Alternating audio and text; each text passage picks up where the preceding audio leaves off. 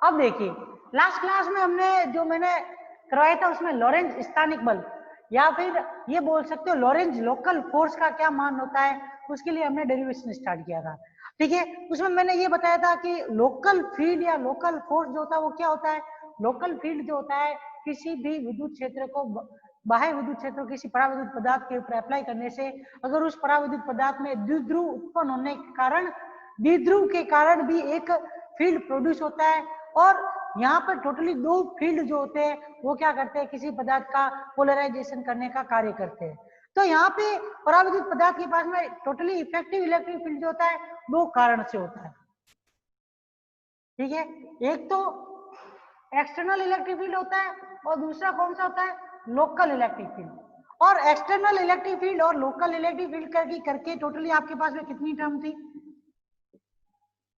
3 terms थी, sorry 4 terms थी, जिसमें एक टर्म तो 0 के बराबर, क्योंकि कोई भी पराविद्युत पदार्थ है उसमें अगर डाइपोल्स का अरेंजमेंट रैंडमली हो तो उस कंडीशन के अंदर इलेक्ट्रिक फील्ड का मान उसमें क्या हो जाएगा, 0, क्योंकि वो एक दूसरे को क्या कर लेंगे, पोल्स कैंसिल आउट कर देंगे। बचा E1 E2 और E3, जिसमें हमने क्या किया था, मैंने एक समांतर प्लेट संधारित्र के अंदर एक गुहिका ली थी, क्योंकि अगर हम गुहिका के अंदर सरफेस के ऊपर अगर इलेक्ट्रिक फील्ड का मान ज्ञात कर लेते हैं तो वही का वही इलेक्ट्रिक फील्ड लिखा होगा पूरे के पूरे पराविद्युत पदार्थ के अंदर होगा, क्योंकि गुहिका किसकी है, उसी पराविद्युत पदार्थ की जिस पराविद्युत पदार्थ की हमने क्या ली है, प्लेटों के मध्य परत ली, उसी से हमने पराविद्युत पदार्थ की गुहिका ली है। तो उसकी सरफेस के ऊपर जो इलेक्ट्रिक फील्ड है वो जो चार्ज पोलराइज हुआ है या फिर जो चार्ज वहां पे उत्पन्न हुआ है, प्रेरित हुआ है, उसके कारण इलेक्ट्रिक फील्ड कौन सा है, E3। E2 और E1 किस किस के ऊपर, पराविद्युत पदार्थ की परतों और समांतर प्लेटों के ऊपर जो इलेक्ट्रिक फील्ड है, जो आवेश है, उसके वितरण के कारण इलेक्ट्रिक फील्ड ये थे। इन दोनों को जोड़ के जो है वो E बराबर किसके था, sigma F minus sigma P upon epsilon not के बराबर था। अब बची आपको कौन सी वैल्यू निकालनी, ओनली फॉर ओनली E3 का मान, और हमने जो टोटल इफेक्टिव इलेक्ट्रिक फील्ड देखा था वो किसके बराबर था, E vector plus E3 vector के बराबर। ठीक है, और इस कंडीशन के अंदर हमने एक गोला लिया था, उस गोले के ऊपर बाहर से इलेक्ट्रिक फील्ड अप्लाई करोगे तो उस कंडीशन में हमने एक शक्ति ली थी और उस शक्ति के ऊपर हमने इलेक्ट्रिक, उस शक्ति के ऊपर जो आवेश है उसके कारण इलेक्ट्रिक फील्ड है उसका मान हमने ज्ञात करने की कोशिश की थी।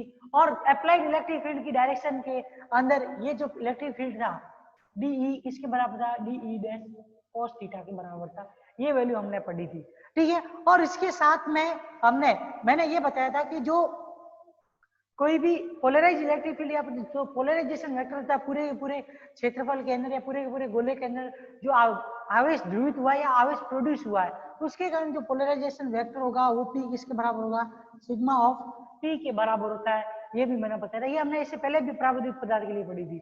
और इस आधार के ऊपर जो एक अल्पांश शक्ति ली थी हमने, उसके कारण जो इलेक्ट्रिक फील्ड प्रोड्यूस होता है अप्लाइड इलेक्ट्रिक फील्ड की दिशा में, उसका इक्वेशन जो हमने निकाला था DE बराबर क्या आया था, 1 upon 4 pi epsilon not P ds upon R square cos square theta. ये इलेक्ट्रिक फील्ड जो है ओनली फॉर ओनली एक इस शक्ति के कारण है। ठीक है, लेकिन हमें निकालना क्या, पूरे गोले के ऊपर जो आवेश प्रेरित हुआ है उसके कारण। हमने ओनली फॉर एक छोटे से भाग के ऊपर जो आवेश है उसके कारण इलेक्ट्रिक फील्ड निकाला, उसका मान ये है। अब पूरे गोले के ऊपर निकालना है तो इसका हमें क्या करना पड़ेगा, इंटीग्रेशन करना पड़ेगा, और इसका इंटीग्रेशन करेंगे तो हमें पूरे गोले के साथ इसका मिल जाएगा इलेक्ट्रिक फील्ड, जो पूरे गोले के ऊपर जो आवेश प्रेरित हुआ है उसके कारण इलेक्ट्रिक फील्ड का मान पता चल जाएगा। अब देखो इस शक्ति की लंबाई कितनी होगी, 2 पाई r sin थीटा, ये हमने कल ही पढ़ी थी। ठीक है, और इसकी मोटाई थी वो r d थीटा थी। इस आधार के ऊपर इसका एरिया ds किसके बराबर था, 2 पाई r square sin theta d theta के बराबर इसका मान होगा। अब देखो इस ds के मान को किस समीकरण में रख दो, इस समीकरण में रखेंगे तो यहां से गोले के केंद्र पर संपूर्ण ध्रुवित आवेश के कारण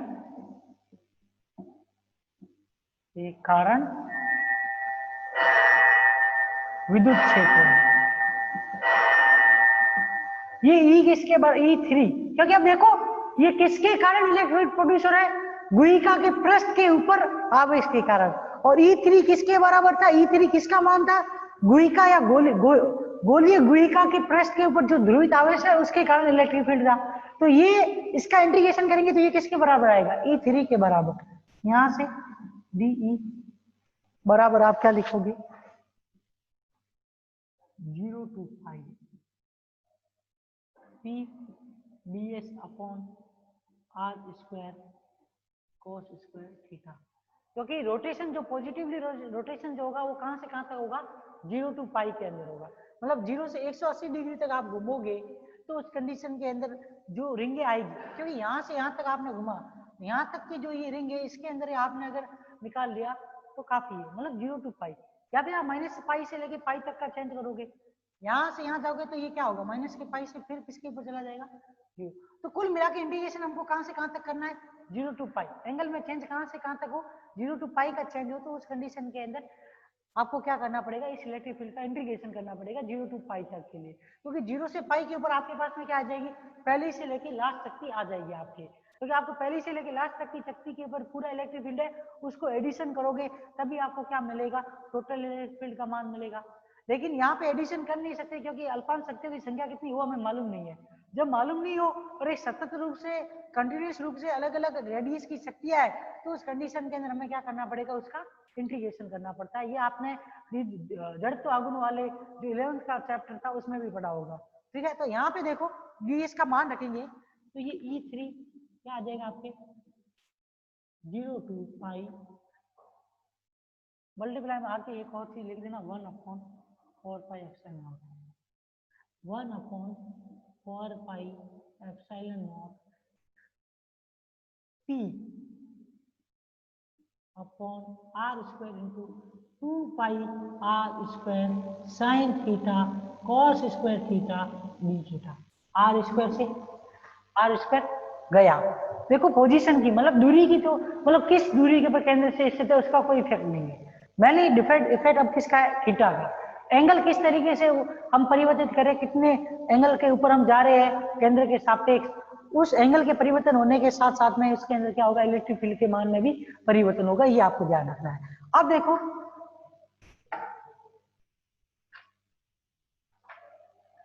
अब इसके अंदर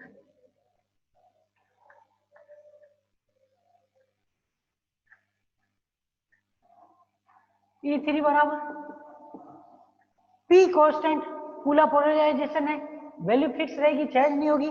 P बार आ जाएगा 4 पाई एप्सिलॉन नॉट बार आ जाएगा और ये 2 पाई से ये गया नीचे, ओनली फोर क्या बचता है आपके? 2 एप्सिलॉन नॉट। तो यहाँ से E3 बराबर क्या आ जाएगा? P upon 2 epsilon not. ठीक है, और 0 to pi sine theta cos square theta D theta. अब देखो यहाँ पे हम सीधा ये भी कर सकते हैं 2 का गुना करके यहाँ पे बाय 2 लिखे तो भी सही है, लेकिन अगर कंप्लीट इंटीग्रेशन करना चाहते हो तो उसके लिए क्या कर लो? कॉस थीटा को क्या मान लो? टी। तो ये किसके बराबर हो जाएगा? माइनस के साइन थीटा डी थीटा बराबर डी टी। तो टी 0 के ऊपर, सॉरी थीटा 0 पे टी का मान क्या हो जाएगा आपके? 1। थीटा पाई पर टी का मान क्या हो जाएगा? माइनस के 1। यही होगा, 0 पे 1 होता है, पाई के ऊपर माइनस के 1 होता है। ये पढ़ा हुआ है ना, पाई/2 के ऊपर 0 होता है, 0 पे 1, पाई पे -1, उसके बाद फिर से आप 2 पाई पे जाओगे, फिर आप मतलब ऑड नंबर वाले जितने भी होते हैं उनके ऊपर इसकी वैल्यू क्या आती है? माइनस के रूप में आती है। बाकी वाले के ऊपर, इवन वाले पे तो वो वैल्यू 0 होती है। अब देखो इसके अंदर अब E3 बराबर क्या आएगा आपके? P अपॉन 2 एप्सिलॉन नॉट, आगे माइनस का sign 1 to -1 P square dt। Change करो, माइनस का साइन है, ठीक है। इंटीग्रेशन को अगर चेंज कर दोगे, इंटीग्रेशन को अगर चेंज कर दोगे तो उस कंडीशन के अंदर क्या हो जाएगा? माइनस का साइन हट जाएगा। E3 बराबर क्या आएगा? P अपॉन 2 एप्सिलॉन नॉट -1 से 1 P स्क्वायर dt। देखो सिमेट्रिक इंटीग्रेशन है, सिमेट्रिक इंटीग्रेशन है, तो आपको मान लो वो वैल्यू -a से a इस कंडीशन में 2 से गुना करते हैं तो 0 to a के अंदर लिमिट चेंज हो जाती है, ठीक है। तो ऐसा कैसा इसमें होगा, तो E3 बराबर आपके क्या आ जाएगा, P upon 2 epsilon not into 2 0 to 1 t square dt। तो यहाँ से ये E3 जो है वो किसके बराबर आएगा, P upon epsilon not t cube upon 3 0 to 1। तो यहाँ पे ये E3 जो है वो किसके बराबर आएगा, P अपॉन 3 एप्सिलॉन नॉट। अब आप देखो आपके पास में इफेक्टिव इलेक्ट्रिक फील्ड था, ठीक है। तो देखो यहाँ पे गुहिका के ऊपर जो ध्रुवित आवेश है उसके कारण इलेक्ट्रिक फील्ड के मान के बारे में आपको पता चल गया, ठीक है। अब रहा किसका मान निकालना, टोटल इफेक्टिव इलेक्ट्रिक फील्ड का। अब देखो इफेक्टिव, अतः ध्रुवण के कारण हम के लिए उत्तरदायी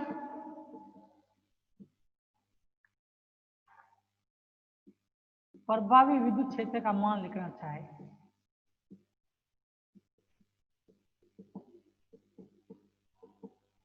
तो वो किसके बराबर था, E vector effective equals to E vector plus E3 vector के बराबर था, ठीक है। तो यहां से E3 का मान आपको मालूम है, रख दो इसके अंदर, तो ई इफेक्टिव किसके बराबर आ जाएगा, ई vector plus P vector upon epsilon. सबसे इंपॉर्टेंट डेरिवेशन है 7.5 नंबर में पूछा जाता है, ये ध्यान रखना, लॉरेंज स्थानिक बल वाला, जिसके अंदर लॉरेंज स्थानिक बल या लॉरेंज स्थानिक क्षेत्र जो होता है उसमें इलेक्ट्रिक फील्ड जो होता है इफेक्टिव वो किसके बराबर होता है, ई vector plus P vector upon 3 epsilon not. दोनों ही साथ में पूछता है, एक तो ये वाला डेरिवेशन साथ में, इस डेरिवेशन के साथ में आपको क्या पूछा जाता है, क्लासियस-मोसेट्टी इक्वेशन। क्योंकि क्लासियस-मोसेट्टी इक्वेशन जो होती है वो किसके ऊपर डिपेंड करती है, वो भी आपके पराविद्युत माध्यम के पराविद्युतांक के ऊपर डिपेंड करती है, ठीक है ना। तो पराविद्युत पदार्थ जो होता है उसका जो टोटल पोलराइजेशन होता है वो किसके कारण होगा, इन दो इलेक्ट्रिक फील्ड के कारण। एक तो कौन सा इलेक्ट्रिक फील्ड, बाह्य विद्युत क्षेत्र, दूसरा कौन सा इलेक्ट्रिक फील्ड, जो उसके अंदर प्रेरण के कारण आवेश प्रोड्यूस हुआ है उसके कारण एक इलेक्ट्रिक फील्ड। तो टोटली कितने इलेक्ट्रिक फील्ड हो गए, ध्रुवण के लिए प्रभावी इलेक्ट्रिक फील्ड, 2 इलेक्ट्रिक फील्ड प्रभावी हो गए। एक तो इलेक्ट्रिक फील्ड कौन सा, बाहर वाला, दूसरा इलेक्ट्रिक फील्ड कौन सा, जो कि प्रेरित द्विध्रुव आघूर्ण के कारण जो इलेक्ट्रिक फील्ड प्रोड्यूस होता है, इन दोनों का युग्मन जो होता है वो किसी भी पदार्थ के पूर्ण रूप से ध्रुवण के लिए क्या होता है, उत्तरदायी होता है। ये आपको ध्यान रखना है। अब देखो इसे क्या बोलते हैं आप, ये ध्यान रखना, लॉरेंज लोकल फील्ड कहते हैं,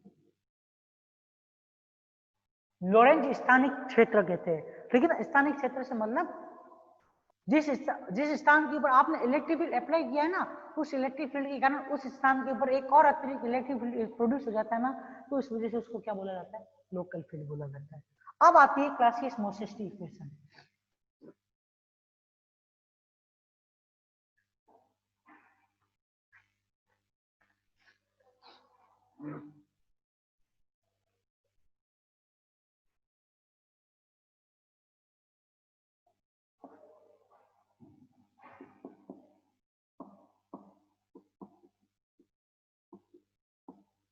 क्लासियस-मोसेट्टी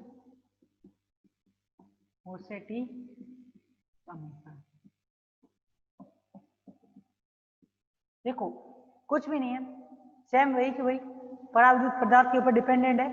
मैंने आपने देखा कि जो पराविद्युत पदार्थ है उसके ऊपर आपने बाहर से इलेक्ट्रिक फील्ड लगाया, तो पराविद्युत पदार्थ है, ठीक है। इस पराविद्युत पदार्थ का पूर्ण ध्रुवण जो होता है वो कितने प्रकार के इलेक्ट्रिक फील्ड के कारण होगा, 2 इलेक्ट्रिक फील्ड